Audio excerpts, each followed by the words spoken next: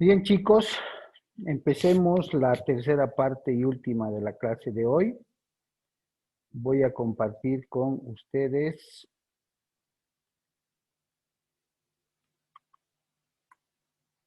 la, el material de apoyo que vamos a utilizar, que me interesa mucho que puedan escuchar.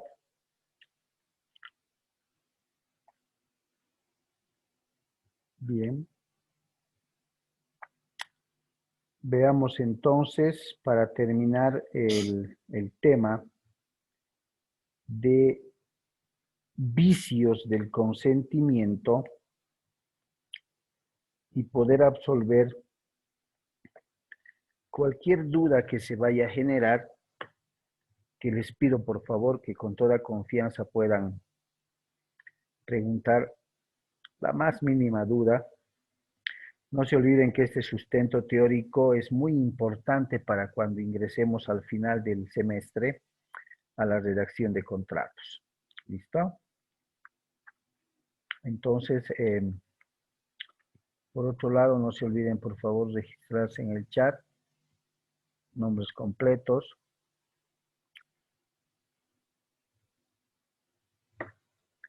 A ver, que se conecten los chicos y empezamos con el refuerzo de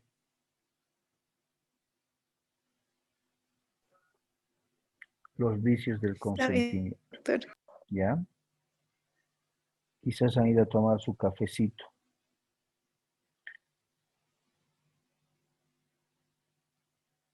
Bien.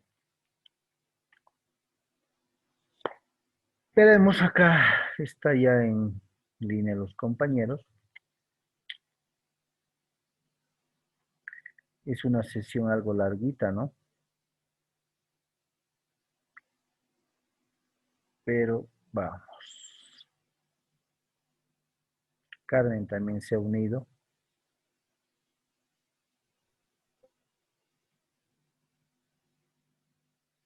Bien. A ver, veamos un par de documentales, chicos. Duran 2, 3 minutos. Mucha atención, por favor, para encontrar similitudes, semejanzas, diferencias de qué es lo que establecen algunas otras legislaciones o la nuestra con respecto a los vicios del consentimiento. Escuchen, por favor, voy a compartir. Manifestación o actitud con el que se anula o restringe la... Hoy hablaremos de los vicios del consentimiento. Los vicios del consentimiento es todo hecho, manifestación o actitud con el que se anula o restringe la plena libertad o el pleno conocimiento con que debe formularse una declaración. Dos elementos psíquicos son básicos en la teoría del negocio jurídico: el entendimiento y la libertad de decisión. Ambos deben concurrir en la formación de la voluntad negocial. Cuando la voluntad se ha formado sin que el declarante tenga conciencia de la realidad o no manifieste libremente su decisión, se dice que las causas que perturban a la voluntad en ese sentido se denominan vicios de la voluntad.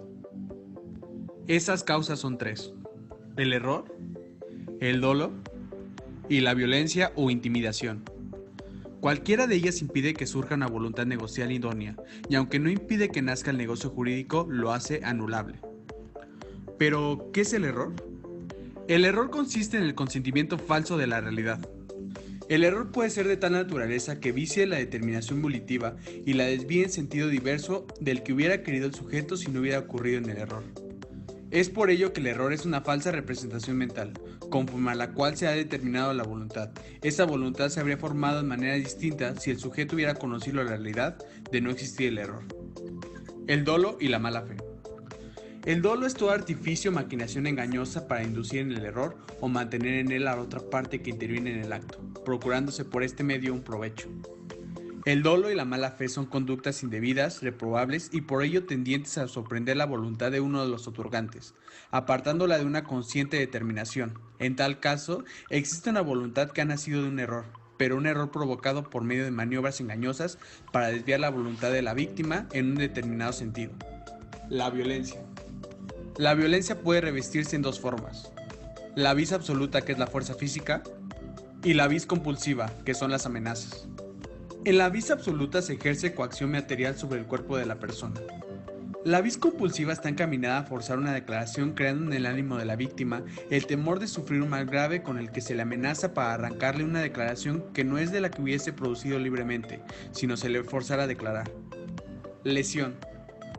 La lesión es el daño económico que experimenta una persona en contratos bilaterales perfectos de carácter oneroso y conmutativo por haber desproporción entre la prestación y la contraprestación de la otra parte, siempre y cuando se haya aprovechado de la ignorancia, ligereza, inexperiencia o estado de necesidad de la parte perjudicada. Si te gustó este video, danos like, comparte o síguenos en nuestras redes sociales, que se encuentran.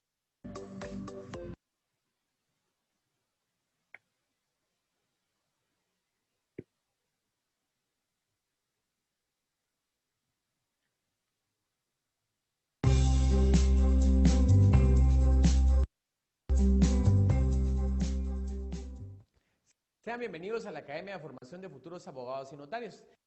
El día de hoy vamos a ver una pregunta muy básica, pero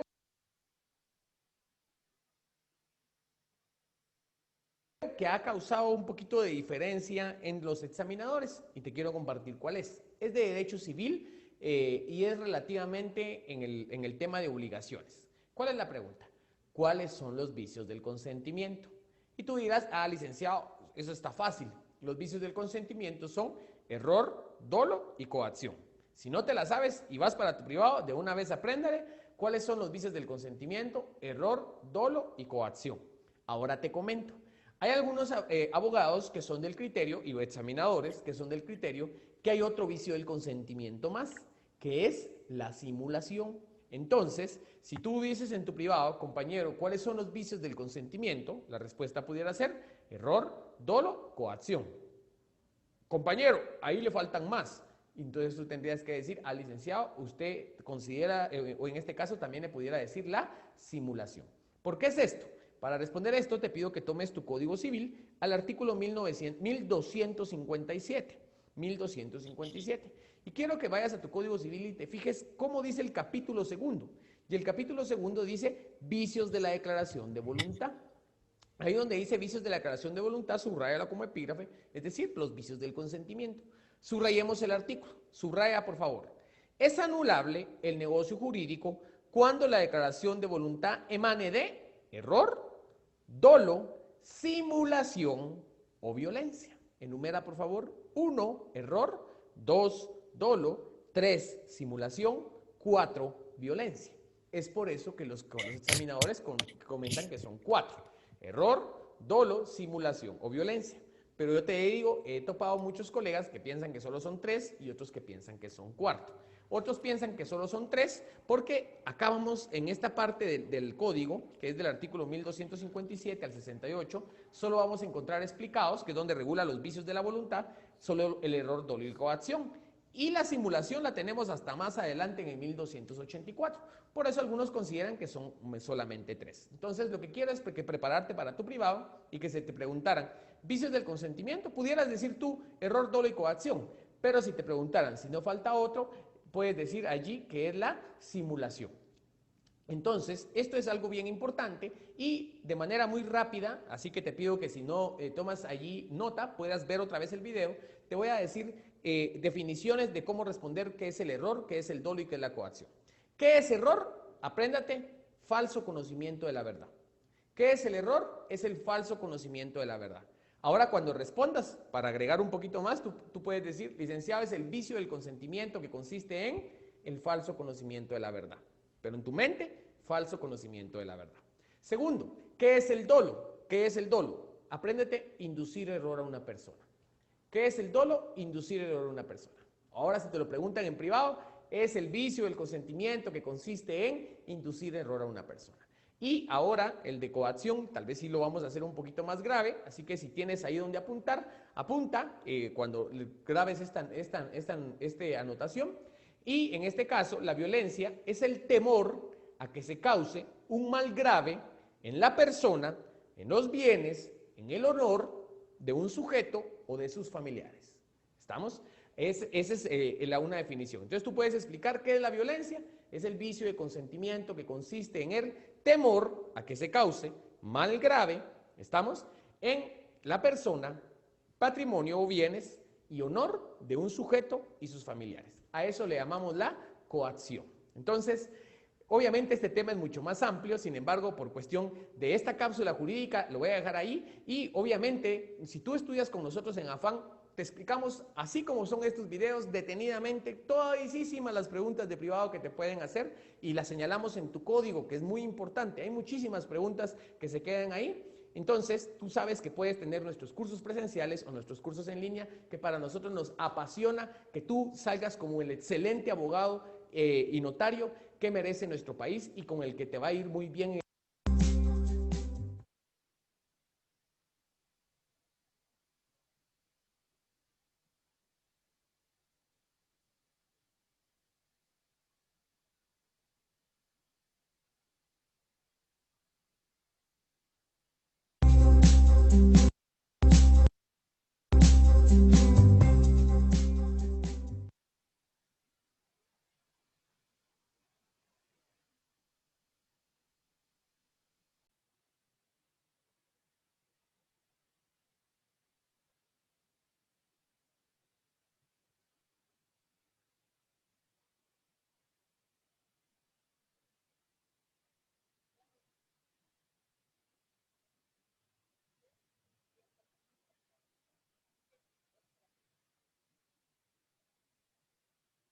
Hoy hablaremos.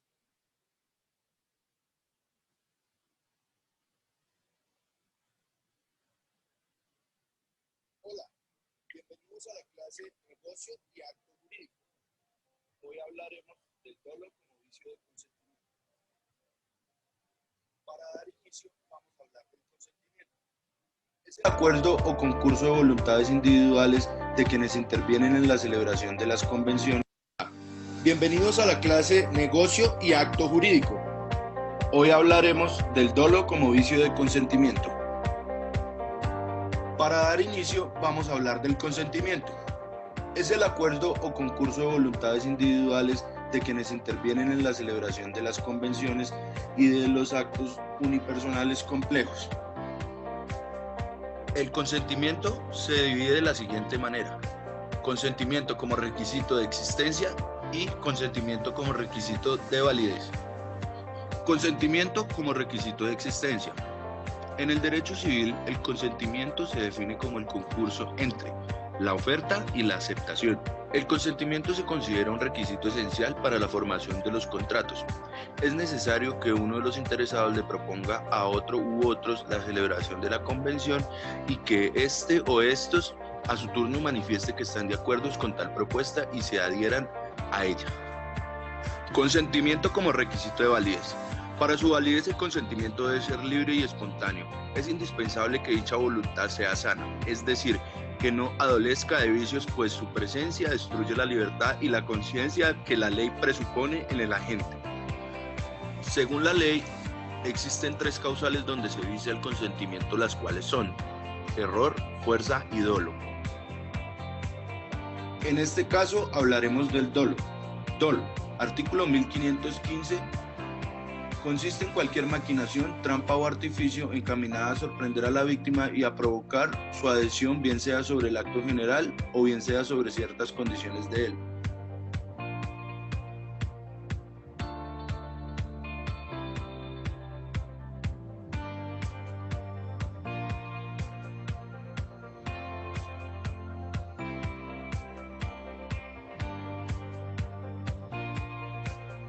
Existen 3 clases de dolo: dolo dirimente, dolo incidental, dolo indiferente y tolerado. Dolo dirimente. Para que el dolo conduzca a la invalidez del contrato se necesitan 2 condiciones: que sea obra de una de las partes o que sea determinante para que así conduzca a la nulidad relativa. Dolo incidental. Cuando el dolo no reúne las condiciones necesarias para construir vicio de la voluntad, no se sanciona la nulidad del contrato, sino se obliga con la indemnización a la víctima. Dolo indiferente. En nuestro derecho no se consagra expresamente esta figura, sin embargo en el comercio se presenta cierta habilidad y destreza para negociar que, a pesar de ser artificiosa, es de uso común y no alcanza a violar la conciencia social, pues se presume que el contratante ha manifestado su consentimiento a sabiendas o a imprudencia o descuido. Como consecuencia, El dolo dirimente vicia el consentimiento si cumple con los dos requisitos. El dolo incidental da derecho a indemnización. El dolo indiferente se reputa válido al acto jurídico. Muchas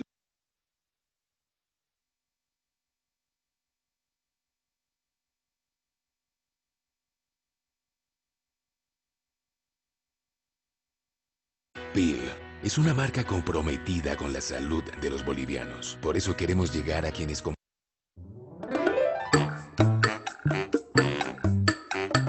Vicios de la voluntad. En la clase de hoy de Derecho Civil 1 vamos a hablar sobre los vicios de la voluntad y los temas que vamos a ver son error, dolo y violencia. Comencemos aclarando que los vicios de la voluntad son estos tres: error, dolo y violencia. Analicemos el primero, el error. El error que va a aceptar nuestro ordenamiento jurídico en el Código Civil y Comercial de la Nación es el error de hecho, ya que también existe el error de derecho. El error de derecho consiste en decir ante la violación de una norma, básicamente decir en que no la conocía. Nuestro ordenamiento prohíbe al desconocimiento de las normas como una causa de excusabilidad. Es decir, que no puedo decir que yo no conocía una norma, por eso tuve tal o cual conducta. Por ejemplo, yo no puedo vender uno de mis riñones y cuando la justicia quiera venir a accionar en mi contra, decir que yo lo vendí porque no sabía que estaba prohibido vender un órgano. La ley presume que todos conocemos todo el derecho. El error que sí está aceptado y previsto en nuestro Código Civil es el error de hecho. El error de hecho vicia la voluntad y causa la nulidad del acto. Y este error de hecho es esencial cuando recae sobre alguno de los elementos que vamos a analizar a continuación. El error de hecho es esencial cuando recae sobre la naturaleza del acto. Así, por ejemplo, si yo quiero comprar un automóvil, pero en verdad estoy alquilándolo por un periodo determinado, hay un error en la naturaleza del acto. Yo estoy intentando comprar y la otra parte está intentando alquilarme el auto. También es esencial cuando recae sobre un bien o un hecho diverso o de distinta especie que el que se pretendió designar, o una calidad, extensión o suma diversa a la querida. Así, por ejemplo, si yo intento comprar una computadora de último modelo, pero terminan entregándome una computadora vieja, hay un error en el bien que estoy adquiriendo. También el error de hecho es esencial cuando recae sobre la cualidad sustancial del bien que haya sido determinante de la voluntad jurídica, según la apreciación común o las circunstancias del caso. Por ejemplo, si yo quiero comprar un televisor inteligente que tenga Wi-Fi y esa es la cualidad que yo necesito que tenga, no me interesa la marca ni nada más, y cuando adquiero el televisor lo instalo en mi casa y resulta que no tenía Wi-Fi.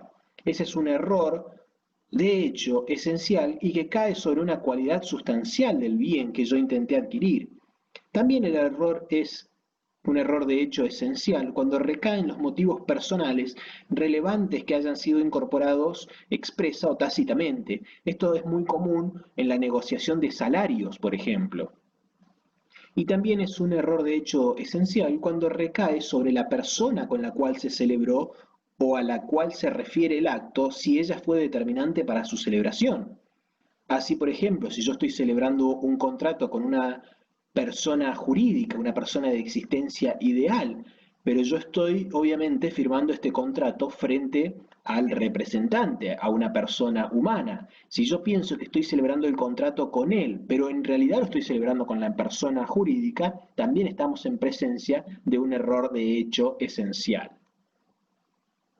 Y hay otro tipo de error que es el error de cálculo. Y el error de cálculo no da lugar a la nulidad del acto, sino solamente a su rectificación, excepto que sea determinante del consentimiento. Es un error que está vinculado a la cantidad. Y este error se convierte en esencial cuando la cantidad resulta ser determinante para configurar la voluntad. Por ejemplo, si a mí me roban las 4 ruedas de mi automóvil y yo quiero comprar 4 ruedas para poder ponérselas y volver a circular, y en vez de comprar 4, sin intención compro 50, acá estamos en un error de cálculo, pero que puede a su vez convertirse en un error esencial. La parte que incurre en el error, por ejemplo, en este caso de las cubiertas, yo estoy incurriendo en un error, no puedo solicitar la nulidad del acto si la otra parte ofrece ejecutarlo con las modalidades y el contenido que aquella entendió celebrar.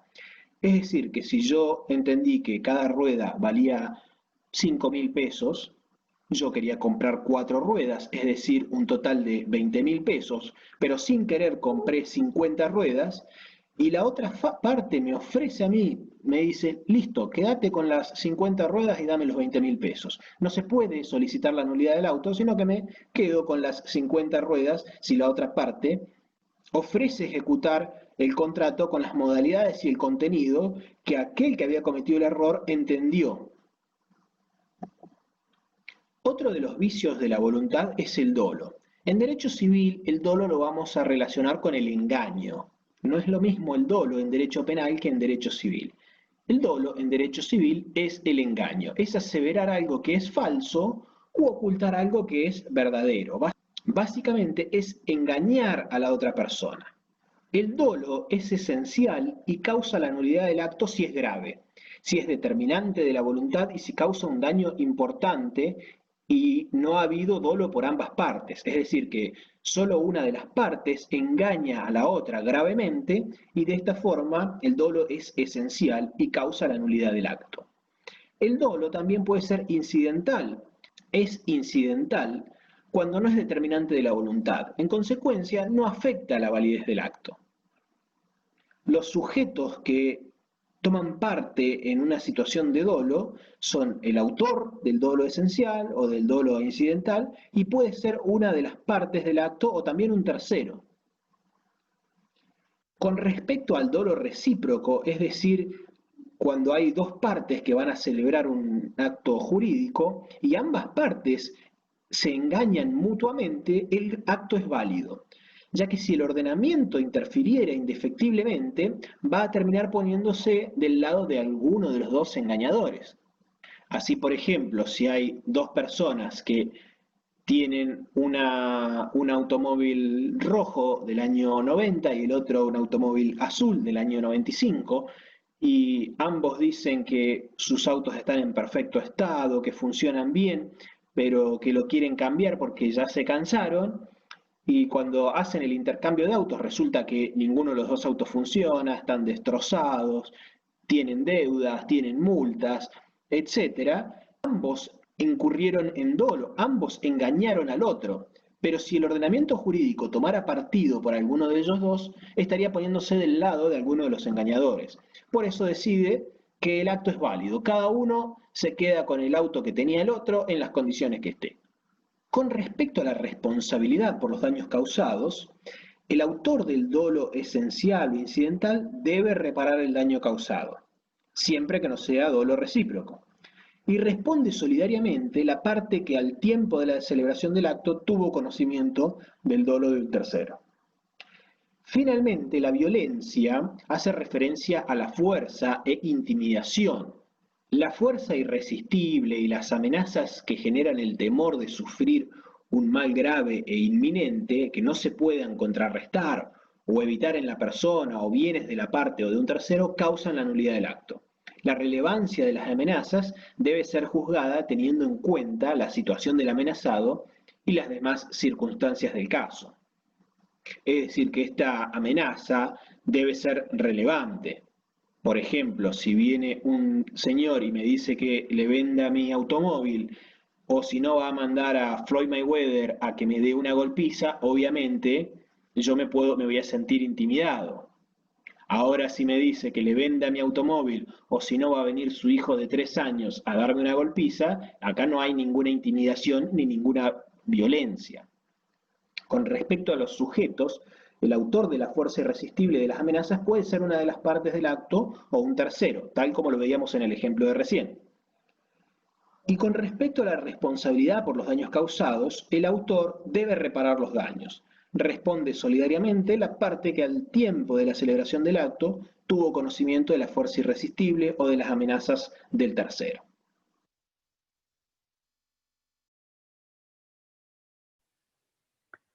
Bien, chicos,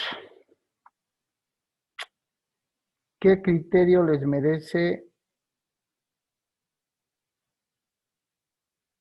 esos 3 documentales pequeños?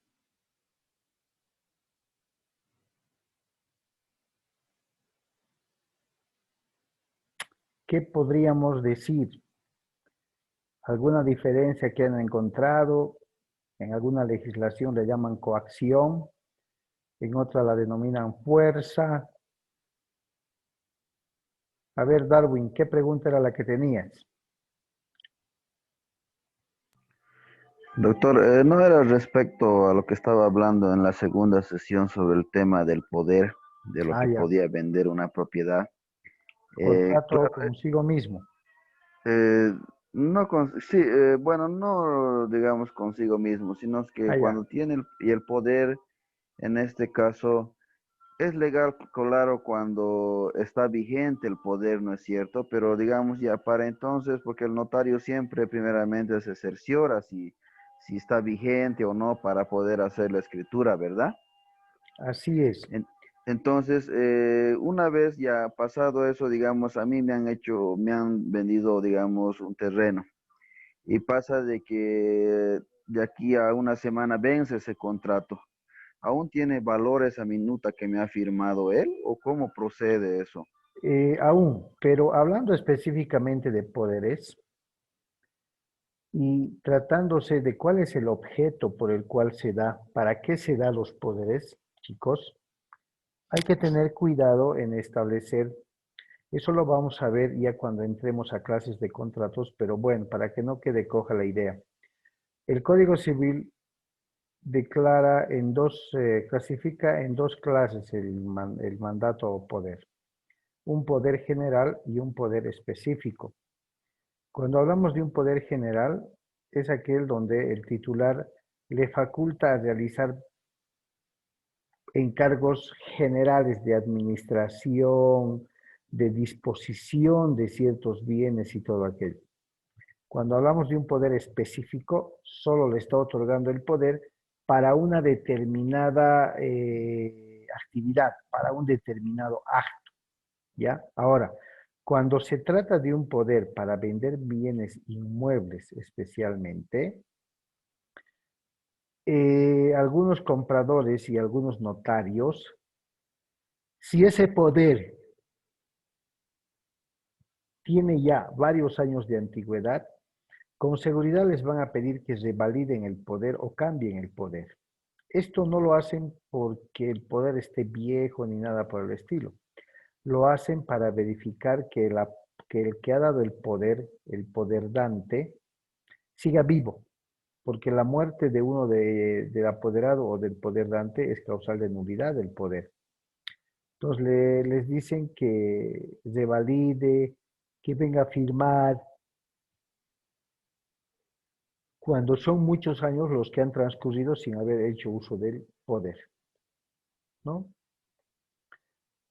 10 años, 8 años, 15 años, lógicamente. Puede ser que los que han dado el poder incluso ya hayan fallecido, ¿no? Eso hay que tener cuidado.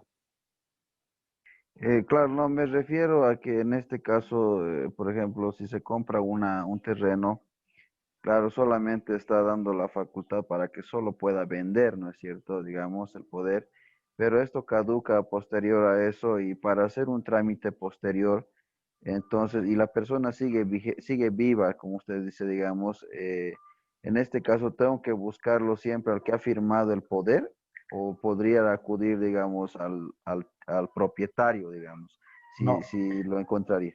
podrías acudir directamente al propietario, porque te tuviera que firmar un documento el que está figurando como propietario en derechos reales o en el INSA, tratándose de terrenos agrícolas. Firmándote el Sí. propietario, lógicamente estás adquiriendo de quien tiene legítimo derecho a disponer de sus bienes.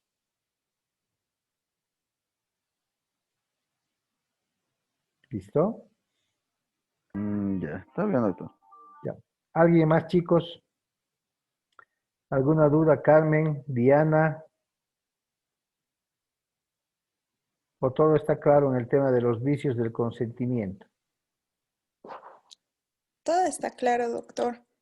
Está claro, ¿no? Y con los 3 últimos pequeños documentales, prácticamente fíjense que la mayoría de las legislaciones utilizan el error, dolo, algunos violencia, algunos coacción, algunos fuerza, y es más, uno de ellos establece que podría citarse a la simulación como un vicio también.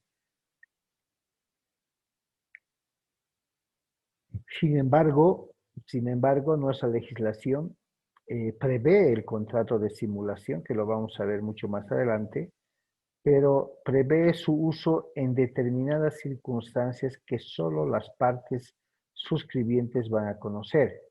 En cambio, una de las legislaciones que vimos, fuera del error, dolo y violencia, citó también al contrato de simulación. En nuestra legislación civil, el contrato de simulación tiene otras connotaciones y otros efectos jurídicos. ¿Ya? Bien, considero que el tema está terminado, chicos. Sin embargo, si más adelante para la próxima clase tienen alguna duda, pues no hay problema, la pueden preguntar. Se han debido dar cuenta, todo el material ya está en Moodle. Los videos, las diapositivas, los links de ingreso, el texto de apoyo, el PGO, todo está en plataforma. ¿Listo? Voy a subir también las grabaciones, máximo mañana hasta mediodía las de hoy. Si pueden y quieren volver a escuchar y a retroalimentar el tema, pues excelente. ¿Listo?